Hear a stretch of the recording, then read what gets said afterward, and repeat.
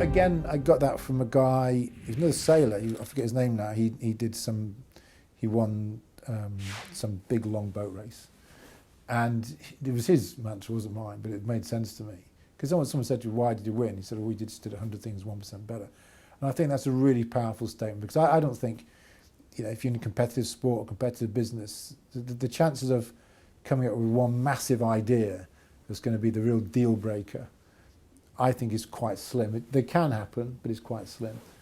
But if you then, and the opposite, if you can't find that magic thing, if you actually look at everything you do and say, we're just going to do everything a little bit better than anybody else, and then you keep doing that and keep doing that. So it's just adding all these, Brailsford, coined it marginal gains. It's no different. He calls it marginal gains, which I understood. I call it 100 things 1% better. So you're just looking at everything. And I mean everything. It's amazing if you really start. And also the key is also to get not just you, the leader, get your whole team thinking about this. Just simple things. When you walk into a reception, if you're a customer, what happens when that person walks into your reception?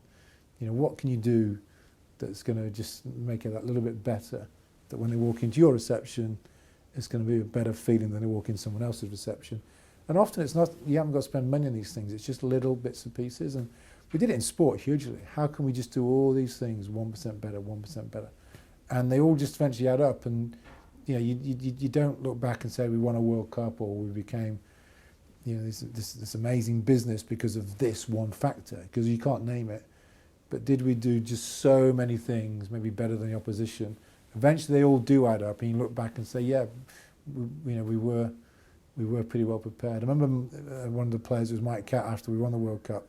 He did an interview, and he didn't know what he was saying at the time, but it was one of the best interviews from my point of view that I heard a player say. He said the scary thing was, he said, during that World Cup, we all knew as players, we had no excuses. There was nothing had not been done. We knew we were in a better team than South Africa, the All Blacks. We knew that this team of people, all the staff, from the chief executive, the board, me, all the team had put in all this stuff.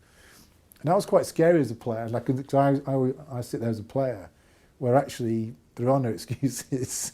If we don't do this, it's actually maybe it's our fault. Back to the mirror. And that was really a really big thing for him to say. From my point of view, that was looking in as his kind of manager or leader was quite a wow thing for him to say, because it just proved that they did pick all this stuff up. They did see the detail.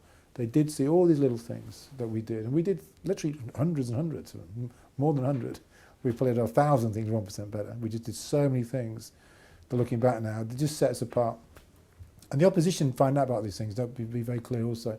Sometimes we want them to find out about these things, because you kind of leak things to the media, and you want people to know you're doing this stuff, because you want the opposition to go, wow, why they're doing this now? Why aren't we doing that? And you can undermine the opposition as well by understanding that concept. This is a very powerful concept if it's understood.